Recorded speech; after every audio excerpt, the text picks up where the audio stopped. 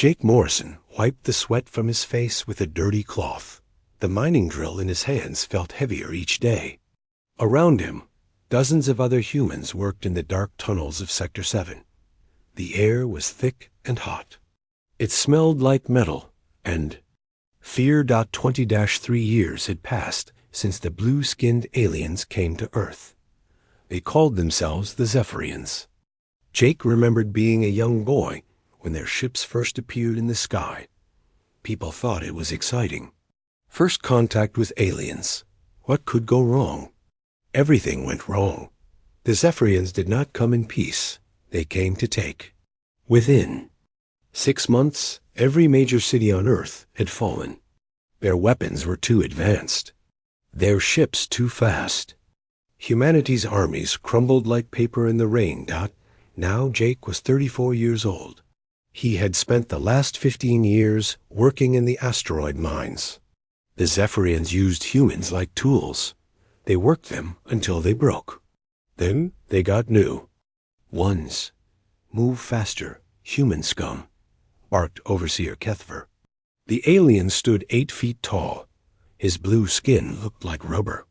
4 arms hung from his wide shoulders.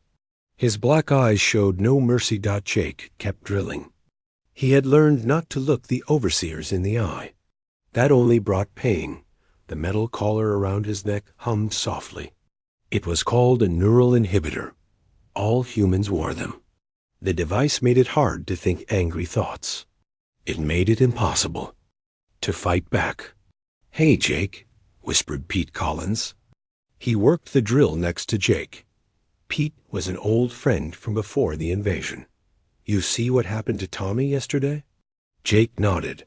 Tommy had collapsed while working. The overseers dragged him away. Nobody saw him again. This happened often. Humans were easy to replace. "Shut up and work," hissed Amy Rodriguez. She was only 19, but looked much older. The mines aged people fast. "You want to end up like Tommy?" The 3 friends continued drilling in silence. They were looking for rare crystals that the Zephyrians needed for their technology. The crystals were deep inside the asteroid. Each day, the humans had to dig deeper and deeper. Jake's drill suddenly hit something hard. Not rock, something metal. He stopped and looked around. Overseer Kethver was watching other workers. Jake brushed away the dust and rock chips. There was a metal panel underneath. It looked human-made. Old human technology from before the invasion. Jake's heart beat faster.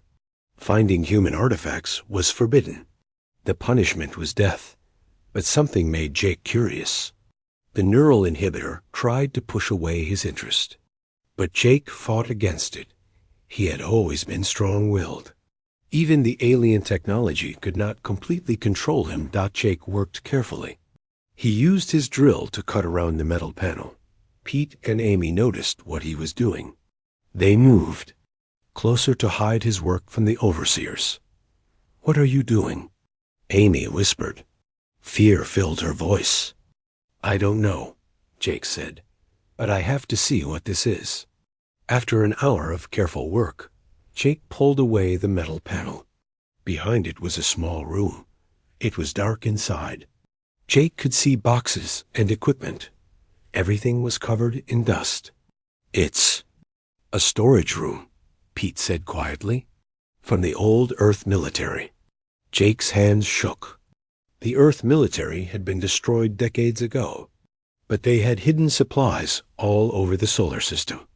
Most had been found and destroyed by the Zephyrians, but not this one. "We have to tell someone," Amy said. "Tell who?" Jake asked. "The overseers? They will kill us." "Then what do we do?" Jake looked at his friends. Then he looked at the hidden room. Something deep inside him stirred. The neural inhibitor tried to push it down, but the feeling grew stronger. Hope. For the first time in years, Jake felt hope. "Tonight," he said, "when the shift ends, we come back here. We see what's inside." Pete shook his head. "That's crazy. If they catch us. "They won't catch us," Jake said. His voice was firm. "We have been good workers for years.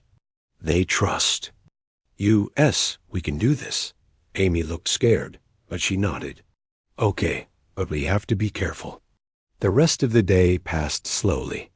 Jake could barely focus on his work. His mind kept returning to the hidden room. What was inside? Weapons? Information? Supplies? When the work shift ended, the humans were marched back to their sleeping quarters. The quarters were just small. Metal boxes with thin beds. 50 people shared one bathroom. The food was tasteless paste that barely kept them alive. Jake lay on his bed and waited. Around him, exhausted workers fell asleep quickly. The asteroid station became quiet, except for the hum of machinery at midnight. Jake crept out of his quarters. Pete and Amy met him in the hallway. They moved like shadows through the empty corridors. The Zephyrian guards were fewer at night. Most were sleeping. They reached the mining tunnel where Jake had made his discovery. The hidden room was still there. Jake climbed inside first. Pete and Amy followed. Jake turned on a small light. The room was bigger than it looked from outside. Metal boxes lined the walls. Computer equipment sat on tables. Everything was old but looked functional. Jake opened the first box. Inside were weapons. Human weapons. Rifles, pistols, and explosives. Enough to arm a small group. Pete opened another box. Medical supplies, he said, and food rations. Amy found the most important discovery. A computer terminal that still worked. She pressed a button, and the screen came to life.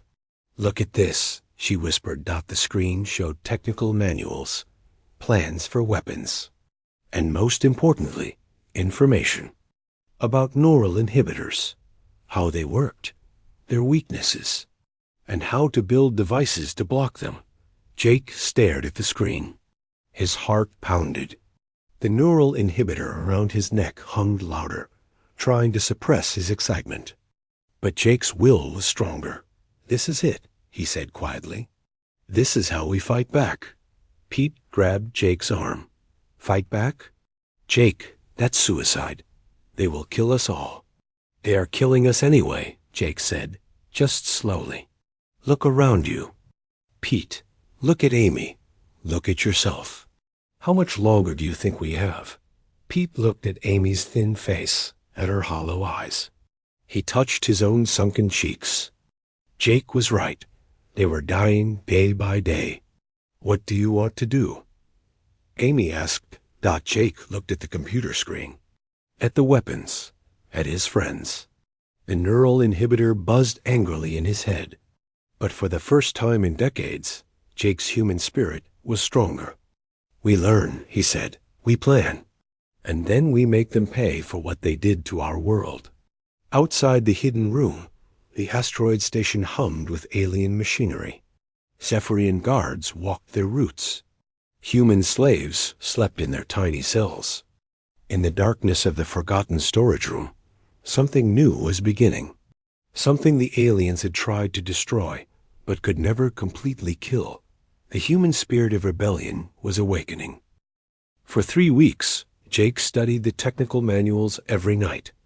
He learned how the neural inhibitors worked. The devices sent signals into human brains. These signals made people calm and obedient, but the signals had a specific frequency. And frequencies could be blocked. Jake was not an engineer, but he was smart and determined. He read the same pages over and over until he understood. The manual showed how to build a jamming device. It would use electromagnetic waves to block the inhibitor signals. The problem was parts. Jake needed specific components to build the jammer. Most were not available in the mining station, but some were. He started collecting small pieces of equipment during work shifts. A wire here, a circuit board there. Nothing too obvious. Amy helped him search the hidden room for more supplies. She found old Earth communication equipment that had useful parts. Pete watched for guards while they worked. He was still scared, but committed to helping his friends. "How do we know this will work?" Pete asked one night. They were sitting in the hidden room, building the first prototype jammer. "We don't," Jake admitted, "but we have to try. What other choice do we have?" Jake had chosen Pete for the first test. If something went wrong, if the device hurt Pete or killed him, Jake wanted it to be his responsibility. Pete was brave enough to volunteer. The jammer was small, about the size of a coin. Jake had built it to be hidden easily. He attached it to Pete's neural inhibitor with a thin wire. The wire was almost invisible in the dim light of the mining tunnels. "Ready?" Jake asked. Pete nodded. He was sweating despite the cool air. Jake activated the device. For a moment, nothing happened. Then Pete's eyes went wide. He stumbled backward like he had been hit. "Pete!" Amy grabbed his arm.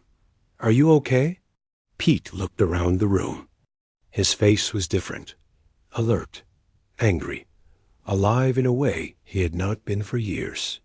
"I can think," he whispered. "I can really think. The fog in my head is gone." Jake felt relief flood through him. The device worked. For the first time in decades, a human was free from Zephyrian mental control. "How do you feel?" Jake asked. "Angry," Pete said. His voice was hard. "So angry I want to kill them all." "Good," Jake said. "Use that anger. But be smart about it. We need to be careful." Over the next 2 weeks, Jake built more jammers. He freed Amy first. Then he began looking for other humans who could be trusted. This was dangerous. One wrong choice could get them all killed. Jake chose Lisa Turner first. She was an engineer who worked in the station's power systems. Before the invasion, she had designed spacecraft engines. She was brilliant and tough. Jake had watched her for months. She never broke down, even when the overseers were cruel. Jake approached Lisa during a meal break. He sat next to her in the crowded cafeteria. "Lisa," he said quietly, "I need to talk to you alone." Lisa looked at him suspiciously. Trust was rare among the human workers. Too many people had been broken by years of slavery. "What about?" she asked. "Freedom," Jake said. That night, Lisa met Jake in an empty storage room. Jake showed her the jammer. He explained what it did. Lisa's eyes grew wide as she listened. "You're talking about rebellion," she said. "They will kill us all." "They are killing us already," Jake replied, "just slowly. How many of our friends have died in the last year? How many have been worked to death or executed for small mistakes?" Lisa was quiet for a long moment. Then she nodded. "Do it." Jake attached the jammer to Lisa's inhibitor. When it activated, Lisa gasped. Tears ran down her face. "Oh God," she whispered. "I had forgotten what it felt like to be human." With Lisa's help, Jake improved the jammer design. She knew about electronics and power systems. Together, they made the devices smaller and more reliable. They also began recruiting other humans. Danny Walsh was next. He had been a soldier before the invasion, a special forces operative who knew about tactics and weapons. The years of slavery had not broken his military instincts. Then came Maria Santos. She was a doctor who secretly treated injured workers. The Zephyrians provided no medical care for humans. If someone got hurt, they were usually left to die. Maria saved lives by using stolen supplies and hidden knowledge. Each new recruit brought skills and contacts. Danny knew which guards were lazy and when shifts changed. Maria knew which humans were strong enough to fight and which were too broken. Lisa understood the station systems and how to sabotage them, but they also brought danger. More people meant more chances to be discovered. Jake knew they were living on borrowed time. The first sign of trouble came during a routine work shift. Overseer Kethfer was watching the human workers more carefully than usual. His 4 black eyes scanned the tunnels constantly. Jake noticed that the alien spent extra time watching him. "Something's wrong," Amy whispered during their lunch break. "Kethver keeps staring at you." Jake had noticed too. Maybe he suspects something. Or maybe I'm just paranoid. But Jake's instincts were right. That afternoon, Kethver pulled Jake aside. "You have been working well lately, human," the overseer said. His voice sounded like gravel. "Too well. Productivity in your section has increased. Workers seem more alert. This is unusual." Jake kept his face blank. "We are just trying to meet quotas, overseer." "Yes," Kethver said, "but humans do not improve. They only get worse over time. Unless something is affecting their neural inhibitors." Jake's blood turned cold, but he forced himself to stay calm. "I don't understand, overseer." Kethver stared at Jake for a long moment. Then he walked away without another word. That night, Jake called an emergency meeting. The core group gathered in the hidden room. Pete, Amy, Lisa, Danny, and Maria sat in a circle. All wore their jammers. All looked worried. "He suspects," Jake said. "We need to move faster." "How much faster?" Danny asked. "We only have 7 people. The station has 200 Zephyrian guards." "We don't fight them directly," Jake said. "Not yet. We recruit more humans. We build more jammers. We learn about their weaknesses." Lisa had been studying captured Zephyrian equipment. "I found something interesting," she said. "Their technology is vulnerable to electromagnetic interference. The same frequencies that block our inhibitors also disrupt their weapons and communication systems." This was huge news. Jake felt excitement growing in his chest. "Can we use that?" "Maybe," Lisa said. "If we build a bigger jammer. Something powerful enough to affect their entire system." "How long would that take?" Jake asked. "Weeks, maybe months. And we would need a lot more components." Jake looked around at his friends. 5 faces stared back at him. 5 people who had chosen freedom over safety. 5 humans who refused to die as slaves. "Then we get the components," Jake said. "And we recruit more people. And we prepare for war." Outside the hidden room, the asteroid station continued its normal operations. Zephyrian guards walked their routes. Human slaves worked in the tunnels. Overseer Kethver filed his daily reports, but change was coming. In secret rooms and whispered conversations, the seeds of rebellion were growing. Jake Morrison had lit a spark. Soon it would become a fire that would burn across the solar system. The neural inhibitors hummed in the darkness, trying to suppress human thoughts and dreams. But for 7 brave souls, the devices had lost their power. For the first time in decades, humans were thinking clearly, and they were thinking about revenge. The rebellion grew like wildfire in dry grass. Within 2 months, Jake's group had recruited 30 humans in Sector 7. Each new recruit brought skills and contacts with other mining stations.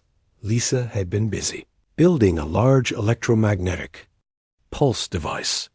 She called it the Freedom Machine. It could disrupt Zephyrian technology across the entire asteroid base. But it needed more power than they could generate secretly.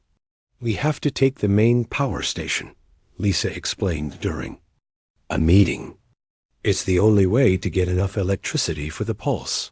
Danny had been training the new recruits in basic combat. Most humans had forgotten how to fight after decades of mental control. But the anger was still there, buried deep. Once freed from their inhibitors, it came roaring back. "We have 43 people now," Danny reported. "Not all of them are fighters, but they're all willing to die for freedom." Jake felt the weight of leadership on his shoulders. These people trusted him. They followed his orders. If he made mistakes, they would pay with their lives. The breakthrough came from an unexpected source. Maria had been secretly communicating with human workers in other sectors. She used old medical supply channels to pass messages. The network was slow, but secure. "I have contact with 3 other groups," Maria announced. "Sector 12 has 57 freed humans. Sector 15 has 32. And there's a big group on Europa. Over 200 people." Jake's heart raced. They were not alone. Across the solar system, humans were waking up. The rebellion was spreading. How did they get free? Amy asked. "Different ways," Maria said. "Some found old Earth weapons. Others figured out how to disrupt the inhibitors on their own. But they all want the same thing we want. Revenge," Pete said quietly. "Justice," Jake corrected. But he knew Pete was right. This was about revenge as much as freedom. The groups began coordinating their plans. Jake emerged as the natural leader. His success in Sector 7 made him famous among the hidden resistance networks. Other groups looked to him for guidance. But the Zephyrians were not stupid. Overseer Kethvar had noticed the changes in human behavior across multiple sectors. Production was down. Accidents were increasing. Some workers had simply vanished during shift changes. "Something is happening," Kethvar reported to his superiors. "The humans are different. They are planning something." Supreme Commander Jektal received the report on his flagship orbiting Earth. He was the military leader responsible for human management across the solar system. For 23 years, humans had been docile and obedient. This change was troubling. "Increase security," Jektal ordered. "Double the guard patrols. Execute 10 humans from each sector as an example. Show them the price of disobedience." The executions began the next day.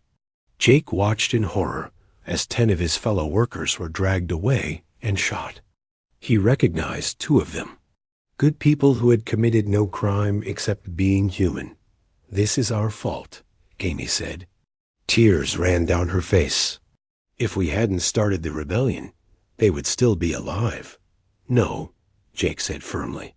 "This is their fault. The Zephyrians killed those people. Not us. And this is exactly why we have to fight.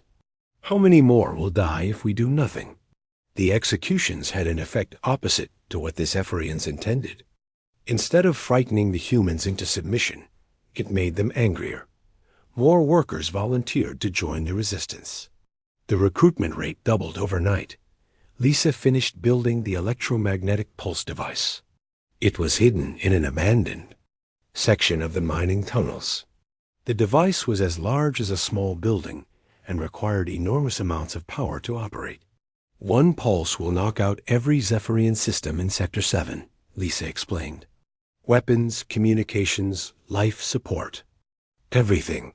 But we only get one shot. If it fails, they will find it and destroy it." Jake studied the tactical situation with Danny. They had 68 fighters now, armed with weapons from the hidden cache. The Zephyrians had 200 guards in Sector 7, but most of their advantage came from technology, not numbers. "If we can disable their tech, we can win," Danny said. "But we have to move fast. The moment we attack, they will call for reinforcements from other sectors." The plan was simple but dangerous. Jake's team would capture the power station and connect Lisa's pulse device.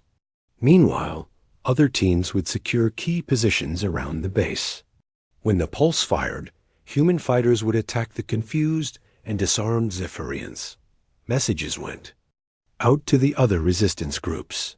The uprising was scheduled for 3 days later. Coordinated attacks would happen across the solar system. If they succeeded, humanity would strike a major blow against their oppressors. But Jake knew the odds were against them. Even if they captured Sector 7, the Zephyrians could bomb the entire station from space. This might be a victory that lasted only hours.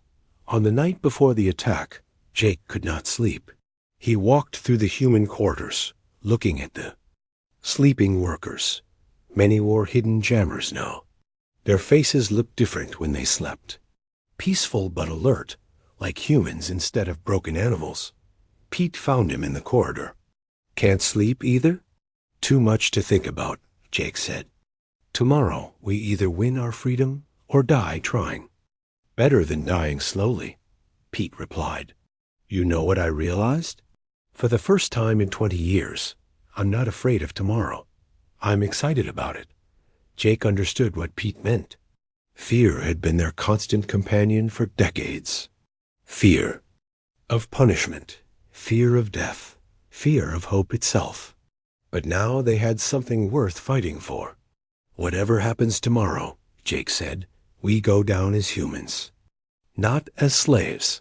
The next morning came too quickly. Jake gathered his fighters in the hidden room one last time. 68 men and women looked back at him. Some were old, some were young. All were determined. "Today we take back what they stole. From us," Jake said. "Our dignity, our freedom, our humanity. Some of us may not survive, but those who do will remember this day forever." Lisa checked her equipment one final time. The pulse device was ready. Danny distributed weapons and reviewed attack plans. Maria prepared medical supplies for the wounded they expected to have docked at exactly noon. The attack began. Jake led 20 fighters toward the power station. They moved quickly through maintenance tunnels, avoiding main corridors where guards patrolled. The Zephyrians had increased security, but they still thought of humans as harmless animals. They were about to learn differently. The first guard post fell in seconds. 3 Zephyrians died before they could sound an alarm. Jake's team moved deeper into the station, leaving bodies behind them. At the power station, they found heavier resistance. A squad of elite guards defended the main control room. These Zephyrians were better trained and equipped than the regular troops. "Danny, take your team around the back," Jake ordered. "We'll hit them from the front." The battle was fierce but brief. Human determination overcame alien technology. Within 10 minutes, the power station was theirs. Lisa rushed to connect her pulse device to the main generators. Across the base, other teams reported success. Amy's group had captured the communications center. Pete's fighters controlled the main armory. Slowly but surely, the humans were taking control of Sector 7. But Overseer Kethfer was not finished. He rallied the remaining Zephyrian forces for a counterattack. Nearly 100 alien soldiers moved toward the power station. "They're coming," Danny reported from his lookout position. "A lot of them." Jake looked at Lisa. "How much longer?" 2 minutes, she said. Sweat dripped down her face as she worked. "We don't have 2 minutes," Jake replied. He grabbed his rifle and moved to the station entrance. "Everyone who can fight, get ready. This is where we make our stand." The Zephyrians attacked in waves. Jake's fighters held them back with precise shooting and desperate courage. But the aliens kept coming. Human ammunition ran low. People started falling. 1 minute, Lisa called out. A Zephyrian plasma bolt burned past Jake's head. He returned fire and watched the alien soldier fall. But more took its place. The humans were being overwhelmed. 30 seconds, Lisa shouted. Overseer Kethvar appeared at the battle line. The massive alien pushed through his own troops, heading straight for Jake. His personal energy shield deflected human bullets. In his 4 hands, he carried weapons that could cut a person in half. "You will pay for this rebellion, human scum." Kethvar roared. Jake and the Overseer faced each other across the smoky battlefield. Around them, humans and aliens fought and died. This was more than a battle for a mining station. This was a fight for the future of humanity. "Now," Lisa screamed. Light filled the power station as the electromagnetic pulse fired.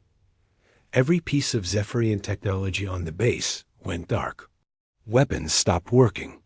Communication systems failed. Life support shut down. In the sudden silence, Jake smiled at Overseer Kethfer. "Now we fight as equals," he said. The electromagnetic pulse changed everything in an instant. Zephyrian weapons fell silent. Their advanced armor became dead weight. Communication systems that had coordinated their forces went dark. For the first time in decades, humans and aliens fought on equal terms. Jake charged at Overseer Kethfer with his rifle raised like a club. The massive alien still had 4 arms and superior strength, but his energy weapons were useless metal. They crashed together in the entrance to the power station. Kethfer's 4 hands grabbed Jake and threw him against the wall. Jake felt ribs crack from the impact, but he rolled away as the alien's fist smashed into the metal where his head had been. Around them, the battle continued with primitive weapons. Humans used knives, tools, and their bare hands. Zephyrians fought with claws and brute force. Without their technology, they were not the unstoppable force they had seemed for 23 years. Jake grabbed a metal pipe and swung it at Kethfer's head. The alien blocked it with one arm and grabbed Jake's throat with another. Jake felt his breath being cut off, but he managed to knee the alien in what looked like its stomach. Kethfer stumbled backward. Blue blood leaked from a cut on his forehead. "You humans are more dangerous than we thought," he gasped. "You have no idea," Jake replied. He picked up a fallen Zephyrian blade and advanced again. Reports came in from across Sector 7. With their technology disabled, the Zephyrian forces were collapsing. Human fighters, driven by decades of rage, overwhelmed the confused aliens. Danny's team had captured the main hangar. Amy controlled the communications center. Pete's group was hunting down the last pockets of resistance. But Jake knew this victory was temporary. Other Zephyrian bases throughout the solar system would notice that Sector 7 had gone silent. Reinforcements would come, probably with bombs to destroy the entire station rather than let humans control it. Lisa appeared at Jake's side, carrying a strange device she had built from Zephyrian equipment. "I found something important," she said, breathing hard from running. "Their communication logs, messages to the command ship." Jake ducked as Kethfer swung a massive fist at his head. "What kind of messages?" "They've been reporting our rebellion to Supreme Commander Jektal.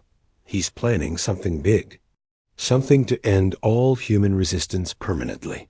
Jake drove his blade into Kethfer's shoulder. The alien roared in pain, but kept fighting. "What kind of something?" "A biological weapon," Lisa said. "They call it the final solution. It will kill every human in the solar system." The words hit Jake like a physical blow. The Zephyrians were planning genocide. If they could not control humanity, they would eliminate it entirely. Jake fought with renewed fury. He landed blow after blow on Kethfer until the alien finally fell. The Overseer lay on the ground, breathing heavily, blue blood pooling around him. "It's over," Jake said, standing over his fallen enemy. "No," Kethfer whispered. "It has just begun." "You think winning one battle changes anything?" "Jektal will burn this entire system before he lets you live free." Jake pressed his blade to the alien's throat. "Tell me about the biological weapon." Kethfer laughed, spraying blue blood. "It is already in production. A virus designed specifically for human physiology. Released into Earth's atmosphere, it will kill every person on the planet within days." Jake felt sick. Even if the rebellion succeeded, it might only delay humanity's extinction. Unless they could stop Jektal first. Lisa knelt beside the dying alien. "Where is the weapon being made?" "The command ship," Kethfer said. His voice was getting weaker. "Jektal's flagship orbiting Earth, but you will never reach it.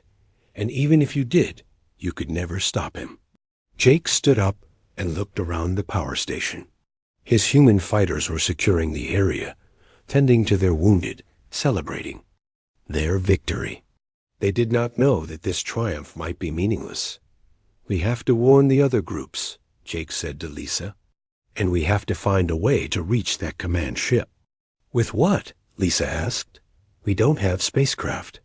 We don't have the technology to get to Earth orbit." Jake thought about the problem. Then he remembered something from the hidden room. The old Earth military files contained more than just weapon designs. There were also records of hidden bases and secret facilities. "The Luna base," Jake said suddenly. "There were rumors during the invasion. A secret military facility on the dark side of the moon. If it survived, they might have ships." Lisa accessed the captured Zephyrian database with her improvised equipment. "I'm reading energy signatures from Luna. Multiple sources. Some of them look like human technology." "Then that's where we go," Jake decided. "A small team. We steal a Zephyrian transport ship and fly to Luna. If there are humans there, we coordinate an attack on the command ship." "That's suicide," Amy said. She had been listening to their conversation. "Even if you reach Luna, even if you find this secret base, how do you attack a flagship?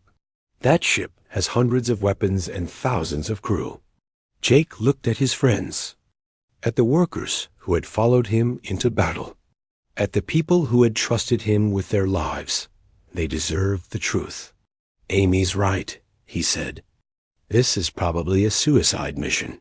Anyone who comes with me will likely die, but if we don't try, everyone dies anyway." The room fell silent. Jake could see his people thinking, weighing their options. Stay here and hope the Zephyrians did not bomb them immediately, or follow Jake on a desperate mission to save their entire species. Then he stepped forward first. "I'm in. I didn't come this far to give up now." "Me too," said Pete. "We started this together. We finish it together." Amy nodded reluctantly. "Someone has to keep you idiots alive." Lisa smiled. "I want to see their command ship's technology up close before I die." Maria joined them as well. "If you're going to get hurt, you'll need a doctor."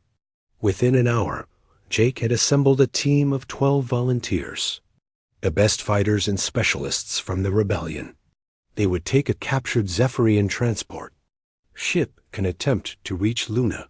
The rest of the freed humans would remain in Sector 7, spreading the rebellion to other asteroid bases and preparing for the Zephyrian counterattack that would surely come as Jake's team prepared for departure. Reports arrived from other resistance groups. The coordinated uprising had succeeded beyond their wildest hopes. Human fighters had captured facilities throughout the solar system. On Europa, 200 freed humans had taken control of 3 major bases. On Mars, another group had seized a weapons manufacturing plant, but the celebrations were brief. Zephyrian reinforcements were already moving to retake the lost territories. And somewhere above Earth, Supreme Commander Jek Tal was preparing his final solution to the human problem. Jake stood in the hangar, looking at the captured Zephyrian transport ship that would carry them to Luna. It was sleek and fast, designed for moving personnel between stations. With Lisa's modifications, it could make the journey to the moon in 6 hours. "Ready?" Jake asked his team. They nodded, their faces grim but determined. They knew the odds. They knew most of them would not survive. But they also knew that failure meant the end of everything. Jake took one last look at Sector 7, at the freed humans working to build defenses and rescue more of their people, at the place where the rebellion had begun. Whatever happened next, they had already accomplished something amazing. They had proven that humans could not be broken, that the spirit of freedom could not be crushed. "Let's go save our species," Jake said. The transport ship lifted off from the asteroid base and turned toward the distant moon. Behind them, Sector 7 continued its desperate preparations for war. Ahead of them lay Luna, and beyond that, the most dangerous mission in human history. In Earth orbit, Supreme Commander Jek Tal received word that the human uprising had spread. beyond their ability to quickly contain. He studied the reports with growing anger. The humans were proving more resilient than anticipated. Accelerate the biological weapon production, he ordered his scientists. We implement the final solution immediately. The race was on. Jake's small team racing toward Luna and an uncertain alliance. Jet Tal scientists racing to complete a weapon that would end the human species forever. The future of humanity hung in the balance, and time was running out. The journey to Luna took 6 tense hours. Jake's team sat quietly in the stolen Zephyrian transport, each lost in their own thoughts. Through the small windows, they could see Earth growing larger as they approached the moon. Their blue home world looked peaceful from space, but Jake knew better. Down there, billions of humans lived under alien control, unaware that their extinction was being planned. Lysa monitored the ship's communications equipment. She had intercepted several Zephyrian transmissions during their flight. The news was mixed. Human rebellions were succeeding across the solar system, but the aliens were responding with increasing brutality. Entire mining stations had been destroyed rather than allow humans to control them. I'm picking up signals from Luna, Lisa announced. Definitely human origin. Multiple sources on the dark side. Jake felt a spark of hope. The secret lunar base had survived. But would the people there help them, or had they given up after decades of hiding? The transport ship landed in a crater on Luna's dark side. Jake could see lights in the distance, artificial structures built into the lunar rock. The base was larger than he had expected, maybe large enough to house thousands of people. As soon as they powered down the engines, Luna's defenders surrounded them. Jake counted at least 50 humans in old Earth military uniforms, carrying weapons that looked functional despite their age. These people had been preparing for this moment for 23 years. A tall man with gray hair approached the ship. He moved like a soldier despite his obvious age. When Jake opened the airlock, a man was waiting for them. I'm General Alex Thompson, he said, commander of Luna Base 1. And you are? Jake Morrison, Jake replied, leader of the asteroid mining rebellion. We need your help. Thompson's eyes widened. The mining stations are free? Some of them, Jake said. But not for long. The Zephyrians are preparing something called the final solution. A biological weapon to kill every human in the solar system. Thompson's face turned grim. We've been monitoring their communications. We know about the weapon. That's why we've been working on something of our own. Thompson led Jake's team into the lunar base. It was impressive. Tunnels and chambers carved deep into the moon's rock, powered by hidden reactors. Jake saw workshops, laboratories, and living quarters for hundreds of people. We've been building ships, Thompson explained as they walked, and weapons, and soldiers. For 23 years, we've prepared for the day when humanity would fight back. They entered a large chamber filled with spacecraft. Jake counted at least 30 vessels, from small fighters to larger assault ships. All were built with human technology, hidden from Zephyrian sensors. This is incredible, Amy whispered. How did you manage all this? Carefully, Thompson replied, and with a lot of sacrifice. Many good people died to keep this base secret. Thompson introduced Jake to Dr. Helen Carter, the base's chief scientist. She was a small woman with intense eyes and hands stained by chemical work. I've been developing a counterweapon, Dr. Carter explained. A biological agent that targets Zephyrian physiology specifically. It attacks their blue blood cells and nervous system, fatal within hours. Jake felt a chill. You want to commit genocide? They started it, Dr. Carter said coldly. They enslaved our species. Now they plan to exterminate us. I'm simply ensuring that we survive, and they don't. Jake understood her logic, but the idea of wiping out an entire species disturbed him. Still, what choice did they have? The Zephyrians had shown no mercy. Perhaps it was time for humans to respond in kind. How do we deploy this weapon? Jake asked. The same way they planned to deploy theirs, Dr. Carter replied. Through their command ship's atmosphere system. One person infiltrates the ship, releases the agent into the air circulation. And every Zephyrian on board dies within 6 hours. One person? Jake repeated. A suicide mission. Not necessarily, Thompson said. Our scouts have identified weak points in the command ship's defenses. A small team could get aboard, deploy the weapon, and escape in the confusion. Jake studied the tactical displays showing the Zephyrian command ship. It was massive, bristling with weapons and armor. Even with Luna Base's ships, our direct assault would be hopeless. What about the biological weapon they're making? Lisa asked. Can we stop it? Dr. Carter nodded. If we eliminate the command ship's crew, the weapon dies with them. The knowledge to make it exists only in their scientific division. Jake made his decision. How many ships can you spare for this mission? All of them, Thompson said.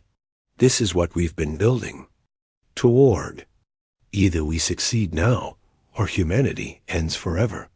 The plan was simple but dangerous. Thompson's fleet would attack the command ship directly, drawing attention and defensive fire. During the battle, Jake's team would infiltrate the ship using a stealth craft, deploy Dr. Carter's biological weapon, and escape before it took effect. Jake chose his infiltration team carefully. Danny for combat skills, Lisa for her technical knowledge, and Amy for her small size and agility. The others would join Thompson's assault fleet. Dr. Carter gave Jake a small device containing the biological weapon. It looked innocent, like a simple metal cylinder, but inside was death for every Zephyrian who breathed it. Once you activate this, you have 6 hours before it becomes lethal to humans too, Dr. Carter warned. Make sure you're wearing breathing masks and get off that ship quickly. The attack began at dawn, Earth time. Thompson's fleet emerged from Luna's shadow like avenging angels, their weapons blazing. The Zephyrian command ship was caught by surprise. For precious minutes, the human ships had the advantage. Jake's stealth craft slipped through the battle undetected. Lisa had modified its systems to mask their approach. They docked with the command ship's lower hull while the aliens focused on the fleet attack above. Inside the ship, Jake's team moved quickly through corridors filled with confused Zephyrians. The aliens were rushing to battle stations, not expecting infiltrators.